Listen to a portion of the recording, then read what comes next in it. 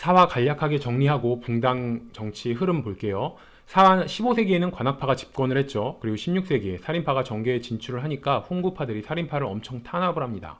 그게 바로 사화예요.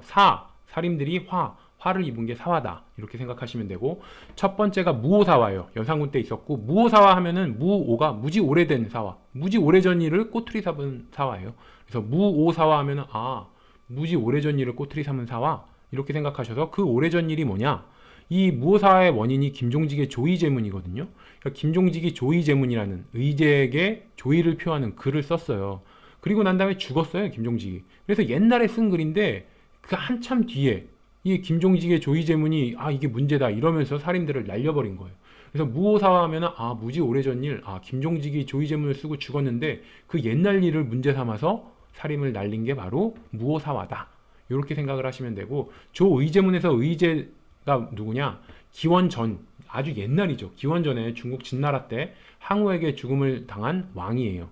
그래서 의제를 표하는 글을 썼는데, 이게 이제 어떻게 보면 수양대군 세조가 단종을 죽였잖아요. 그거를 빗대서 좀 비난한 거다, 이런 식으로 말을 하면서 이제 김종직의 조의제문을 이제 역사의 사초에 실으려고 했던 제자 김일손 날리고, 이런 게 바로 무오사화다.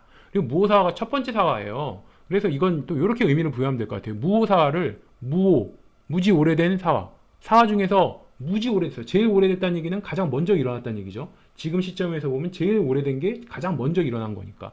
그래서 무지 오래전 사화, 그래서 첫 번째 사화, 이렇게 생각해서 외우셔도 됩니다. 그리고 갑자사화도 연산군 때 있었는데, 이거는 갑자는 엄마, 연산군의 엄마가 패비 윤씨예요. 그래서 패비 윤씨, 이 엄마의 원수를 갚자 한 게 사화예요. 그래서 이때는 연산군이 엄마 죽음에 완전 눈 돌아가서 살인만 죽은 게 아니고 훈구파 한 명에, 엄청 잘 나가던 사람이잖아요. 훈구파 한 명에도 죽이고 살인도 죽이고 그냥 이것저것 안 가리고 싹 죽인 게 엄마 원수를 갚자 이러면서 일으킨 갑자사화다. 세 번째가 기묘사화예요. 중종 때 있었고, 중종이 조광조를 기용해서 전폭적으로 지지를 하니까 이제 조광조를 날리기 위해서 만들어낸 사화가 기묘사화예요. 그래서 기묘사화는 굉장히 기묘한 일이 일어난 사화예요. 기묘한 사화예요. 어떤 기묘한 일이 있었냐? 이 나뭇잎에 주초위왕, 한자로 주초를 합치면 조가 되거든요. 그래서 조씨가 왕이 된다. 이런 결국 반역이잖아요, 이거는. 그래서 나뭇잎에 벌레가 나뭇잎을 먹었는데 주초위왕이라고 새겨진 거야. 굉장히 특이한 기묘한 일이죠. 벌레가 주초 한자를 알아갖고 이 주초위왕이라고 새겨진 데만 벌레가 나뭇잎을 먹었다는 게 굉장히 기묘한 일이에요. 그래서 기묘한 일, 어떤 기묘한 일? 나뭇잎에 주초위왕이라는 한자가 새겨진, 이 주초위왕이 새겨져 있는 굉장히 기묘한 일이 일어났다. 이때 조광조가 날아가는 거죠. 그리고 을사사화는 명종 때 있었는데, 을사사화는 으쌰으쌰 하는 사화예요. 누가 으쌰으쌰를 했냐? 같은 윤씨끼리, 윤씨 집안 내에서 서로 으쌰으쌰 하면서 싸움을 한 거예요. 그래서 대윤과 소윤 간에 싸움을 한 게 바로 을사사화고, 으쌰으쌰 싸운 거다. 이렇게 생각하세요. 붕당정치 흐름 볼게요. 선조 때는 사림이 정권을 완전 장악합니다. 그래서 그 전까지는 사림과 홍구파의 대결이었다가 사림이 사화에서 얻어맞으면서 쪽수로 버티다가 결국 선조 때 정권을 장악을 합니다. 근데 이제 정권을 장악을 하고 나면 그 안에서 또 내부 분열이 생기잖아요. 그러면서 을해당론에서 사림 내에 동인과 서인으로 당이 나뉘어지는 계기가 되는 게 바로 을해당론이에요. 왜 싸우게 됐냐? 이조전랑이라고 3사의 인사권을 가진 핵심 자리예요. 이 핵심 자리를 놓고 김효원과 심의겸이 대립을 하는데, 김효원은 동인, 심의겸은 서인, 이런 식으로 파가 나뉘어져 버리는 거예요. 이조전랑직을 놓고 싸우다가. 그래서 김효원이 동인이고 심의겸이 서인이다. 이걸 외우기 위해서는 일단 김효원, 혀 짧은 발음을 하면 dim효원 이렇게 되죠. dim효원. 그래갖고 동인의 디귿, dim효원, 디귿 해서 디묘원은 동인이구나. 심의겸은 서인. 둘 다 시옷으로 시작하니까 심시옷, 서인 시옷. 이래서 이거는 그냥 외우면 되고요. 그리고 을해당론을 이렇게 생각을 할게요. 갑과 을이 있으면 누구나 다 갑을 하고 싶어 하잖아요. 을은 하기 싫어하고. 그러니까 서로 상대한테 내가 갑할 테니까 네가 을해. 그러면서 동인과 서인 간에 내가 갑할게, 네가 을해. 네가 을해. 이러면서 서로 싸우다가 동인과 서인으로 당이 나뉘어졌다. 이렇게 생각하셔서 을해당론에서 최초로 사림이 동인과 서인으로 나뉘어졌다. 을해당론으로 동인과 서인이 나뉘어지고 난 다음에 이제 서로 싸움을 하는 거예요. 그 첫 번째가 정열입 모반 사건입니다. 기축 옥사라고도 하고요. 이 정열입이 전라도 전주에서 대동계라는 걸 결성을 하고 새 왕조를 세우려는 혁명을 추구했다 발각돼서 뭐 날아간 사건이에요. 이러면서 동인들이 같이 된소리를 맞은 거죠. 그래서 서인이 동인을 날려버린 게 바로 정열입 모반 사건이고요. 여기서 알아야 되는 건 정열입 모반 사건이 기축옥사라고도 한다. 이 정열입 모반 사건에서 대동계라는 게 나온다. 그리고 동인이 날아갔다. 이 정도 알아놓으면 돼요. 그리고 이 기축옥사를 빌미로 이제 서인이 동인을 날렸다고 그랬잖아요. 그때 서인의 앞장선 사람이 정철이에요. 그러니까 정철이 동인을 단죄를 했습니다. 그래서 이걸 외우기 위해서 이렇게 생각을 할게요. 정열입을 연립, 우리 연립주택이라는 얘기 많이 하잖아요. 4층 이하의 공동주택이 연립주택이에요. 그래서 정열입이 이렇게 말을 하는 거예요.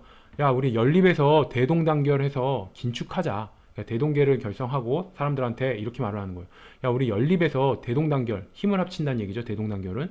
연립해서 힘을 합쳐서 대동단결해서 긴축하자. 그러니까 연립이 아파트보다는 주거비가 낮죠. 아무래도 좀 싸니까 연립이 아파트보다는. 그래서 연립해서 우리 연립에 살면서 대동단결 힘 모아서 긴축하자. 이 단어만 외우는 거예요. 정열입이 이렇게 말했다. 자기 지지자들을 불러 모으고 모아서 야, 우리 연립에서 대동단결 긴축하자. 그럼 연립에서 정열입 모반 사건을 연상하시면 돼요. 그리고 대동단결에서는 대동계, 대동단결.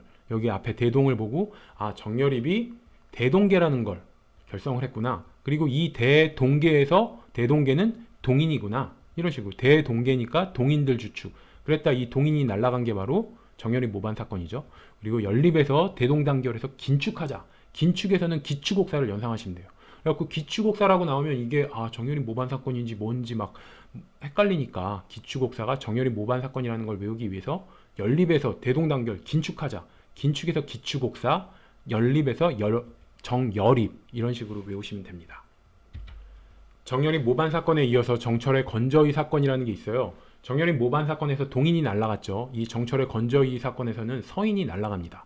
그래서 정철이 건저할 것을 선조에게 건의했다가 서인이 날아간 사건이에요. 그래서 건저라는 거는 왕위를 이을 세자를 정하는 거예요. 그래서 정철이 선조한테 광해군을 세자로 책봉하자 이렇게 건의를 했어요. 그랬더니 선조가 아, 뭐야 나보고 물러나라는 얘기야? 뭐야? 이러면서 완전 열받아갖고 정철 포함 서인들을 내칩니다. 그때 정철이 유배 가서 뭐 우리 국어 교과서에 나오는 삼위인곡 이런 막 임금 그리워하는 뭐 글 엄청 쓰잖아요. 그게 바로 건조위 때 정철이 유배 갔기 때문에 이런 가사들을 쓴 겁니다. 그래서 이 동인 내에서 근데 건조위 때 동인 내에서 서인 처벌 문제를 놓고 북인과 남인으로 나뉘어지거든요. 정철이 정열이 모반 사건 때 동인들을 엄청 탄압했다고 그랬죠. 그러니까 그 동인들의 마음속에 앙심이 생긴 거예요. 그래서 엄청 큰 앙심이 생긴 사람들은 북인 강경파가 돼서 야 서인들 다 죽여버려 강경하게 혼내주자 이런 얘기고 남인은 야 우리 적당히 하자 이게 바로 남인 온건파예요. 그래서 서인을 어느 정도로 처벌할 것이냐를 놓고 북인과 남인으로 나뉘어집니다. 그래서 건저위 때 남인과 북인으로 나뉘어졌다.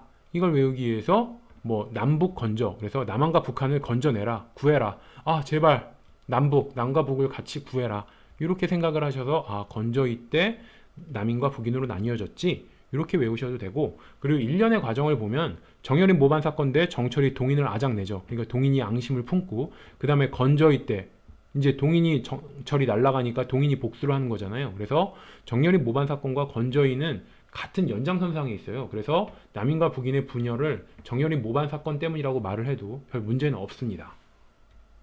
선조에 이어 광해군 때는 대북파가 집권을 하는 거죠. 대북파는 광해군을 지지하던 세력이었고 그 광해군의 동생 영창대군을 지지한 세력들은 소북파라고 해요.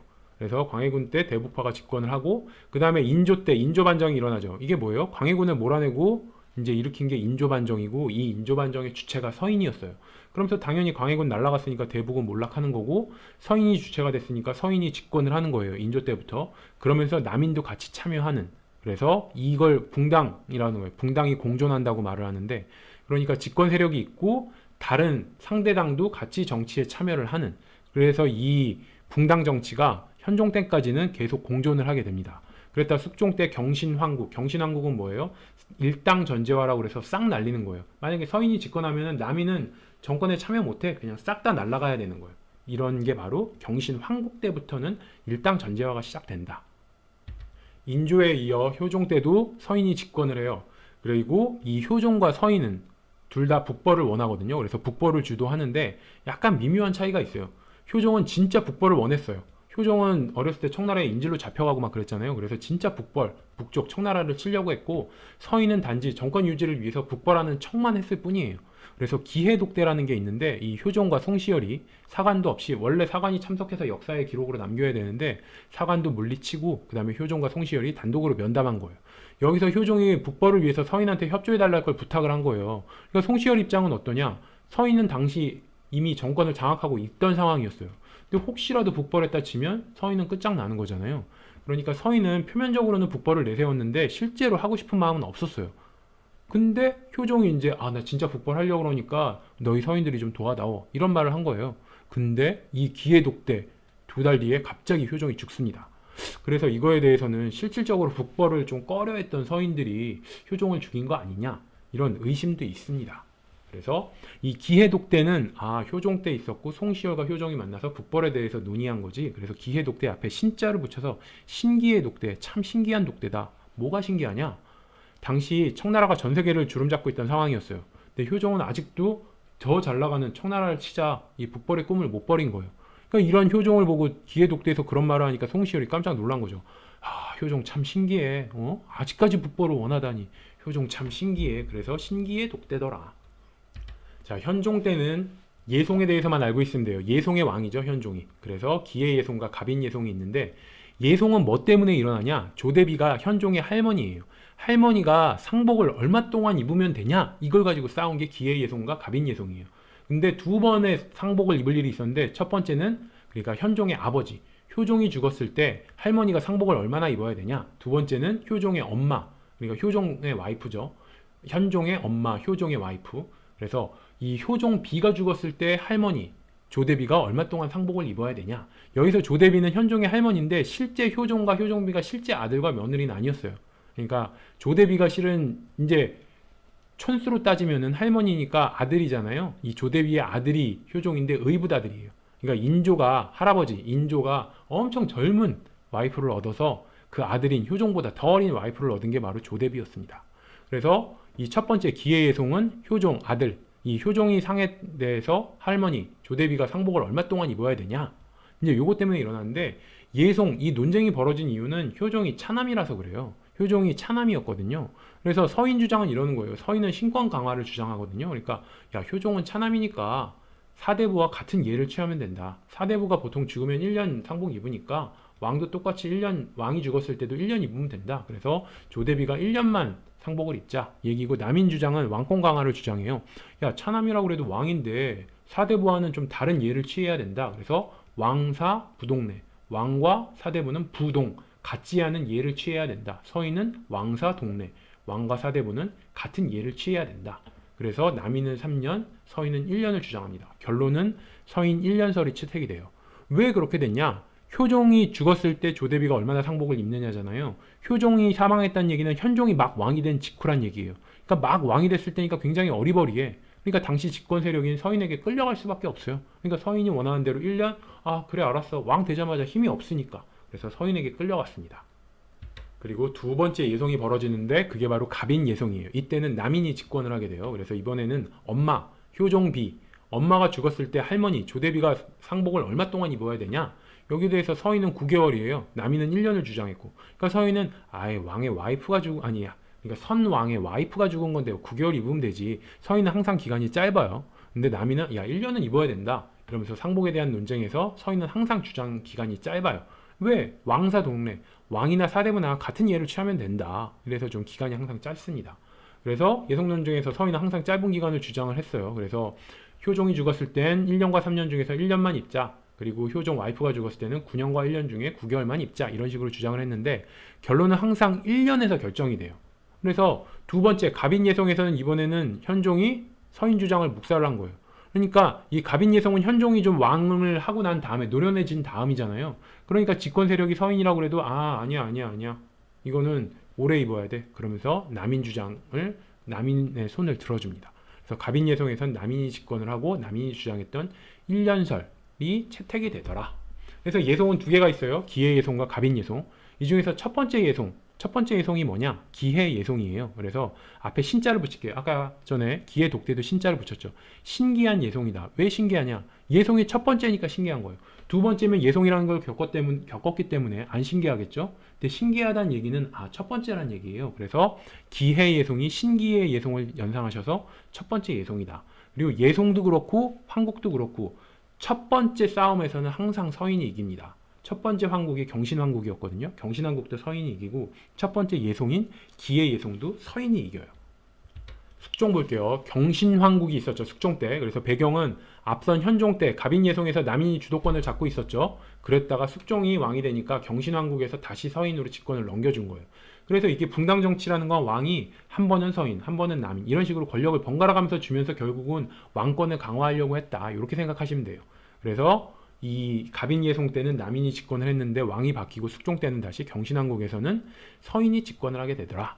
그래서 황국도 세 개가 있어요. 세 개의 황국 중에 첫 번째 황국이 경신황국이거든요. 그래서 첫 번째 황국, 첫 번째 예송에서는 항상 서인이 집권한다고 그랬죠.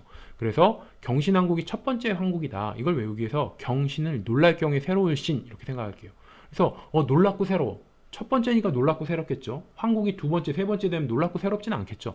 첫 번째가 가장 놀랍고 새롭겠죠. 그래서 경신, 놀라울 경에 새로울 신이라서 이건 첫 번째구나. 그래서 경신왕국이 놀랍고 새로우니까 첫 번째 황국. 아까 전에 기해 예송도 뭐였어요? 신기해. 굉장히 신기한 예송이니까 첫 번째 예송. 이렇게 외운 것처럼 똑같이 생각을 하시면 됩니다. 이어서 기사황국이라는 게 있었어요. 여기서는 숙종이 후궁, 장희빈의 아들을 세자로 책봉하려고 한 거예요. 그러니까 아니 어떻게 후궁의 아들을 세자로 이러면서 서인이 반대를 했는데 날라갑니다. 그러면서 다시 남인이 집권을 하는 거예요. 그러니까 숙종이 후궁의 아들을 세자로 책봉하려 할 정도로 장희빈을 이때는 예뻐했던 거예요. 그러니까 서인이 반대하니까 그냥 바로 날라가 버리죠. 그러면서 장희빈이 남인 측이었거든요. 그래서 남인이 다시 집권을 하게 되더라. 그리고 장희빈의 라이벌이 인현왕후잖아요. 그래서 인현왕후는 패비가 되고 장희빈이 중전이 됩니다. 그리고 이때 피해자가 서인 송시열이었어요. 그래서 송시열이 사약을 받는데, 그러니까 서인 노론의 대빵이 이 기사왕국 때 날아간 거예요. 그래서 기사왕국에선 장희빈과 남인이 집권을 하고 송시열이 날아가더라. 이걸 외우기 위해서 이렇게 생각을 할게요. 기사왕국에서 기사도 정신을 연상하세요. 기사왕국에서 기사도 정신은 뭐예요? 남자들이 미인이 있으면 막 엄청나게 발휘되는 게 기사도 정신이죠. 그래서 남자들이 미인에게 발휘하는 게 기사도 정신이에요. 남자에서 남인을 연상하시면 돼요. 그리고 미인에서 장희빈을 연상하시면 돼요. 조선 최고의 미녀죠, 장희빈. 그래서 기사왕국에선 기사도 정신은 남자들이 미인에게 발휘하는 거, 이렇게 생각을 하시면 됩니다. 그리고 서인 대빵, 노론 대빵인 송시열이 사약을 받았다고 그랬죠. 그래서 이렇게 요거는 생각을 하세요. 노론의 대빵, 서인의 대빵인 송시열도 미인은 못 당해내더라. 장희빈은 못 당해내고 결국은 사약 받더라. 송시열이 그렇게 잘 나가던 사람이었는데 미인, 장희빈한테는 못 당해내고 날라갔다. 이렇게 생각하시면 되고, 자, 송시열의 라이벌 윤휴라고 있었어요. 둘이 이제 라이벌이었는데 이 윤휴는 앞선 황국이 경신왕국이죠. 첫 번째 황국이 경신왕국, 두 번째 황국이 기사왕국이에요. 그러니까 첫 번째 황국인 경신왕국 때는 송시열의 라이벌 윤휴가 사약을 받아요. 그리고 그 다음 황국인 기사왕국에서는 송시열이 사약을 받습니다. 그러니까 둘이 라이벌이었는데 한국에서 첫 번째, 두 번째 황국에서 나란히 사약을 받더라. 세 번째 황국은 갑술황국이에요. 그래서 이 서인이 인현왕후 복위운동을 벌려요. 그랬더니 남인이 이걸 빌미로 서인을 제거하려고 그래요. 그랬다가 되려 화를 당해서 이번에는 장희빈이 퇴출되고 인현왕후가 다시 복위를 하게 되더라. 인현왕후 복위 되니까 원래 장희빈과 남인이 같은 편, 인현왕후와 서인이 같은 편이었거든요. 그래서 서인이 다시 집권을 하게 됩니다. 그래서 황국도 한 번 바뀔 때마다 계속 정권이 서인에서 남인으로, 남인에서 다시 서인으로 이렇게 왔다 갔다 변해요. 그리고 또 하나, 이 첫 번째 경신황국에서 황국이라는 건 일당 전제화라고 그랬죠. 그래서 상대당, 남인을 싹 다 날려버린 거예요. 싹 다 날려버리니까 그 서인 내에서 원래 외부에 적이 없으면 내부에 또 분열이 생기잖아요. 그러니까 외부에 적이 없으니까 내부에서 분열이 되면서 서인이 노론과 소론으로 나뉘어지는 게 첫 번째 경신황국 때였고요. 마지막 황국인 갑술황국에서는 노론과 소론의 대립이 굉장히 격화됩니다. 그래서 노론들은 이 장희빈의 아들이었죠, 세자가. 그래서 세자, 장희빈의 아들 교체를 시도했고, 반면에 소론은 아니다, 세자는 그냥 놔두자, 이런 식으로 노론과 소론의 대립이 격화되는 게 바로 갑술황국이다. 그래서 갑술황국에선 하나를 외워야 된다면 인현왕후가 컴백했다. 인현왕후가 컴백했다는 얘기는 서인, 노론이 다시 정권을 잡았다는 뜻이에요. 그래서 갑술왕국은 인현왕후 컴백, 이걸 외우기 위해서 앞에 인현만 붙이면 돼요. 갑술인현, 이렇게. 갑술인현이지만 연음으로 하면 인현이죠. 갑술인현. 그래서 만약에 갑돌이랑 눈 맞아서 몰래 사랑하다 주인한테 들켰어요. 그럼 주인이 이러는 거겠죠. 이 갑술 2년? 갑술 2년? 이렇게 해서 갑술 2년? 이걸 외우시면 됩니다. 그래서 갑술한국은 2년 한국 컴백 이렇게 외우시면 돼요.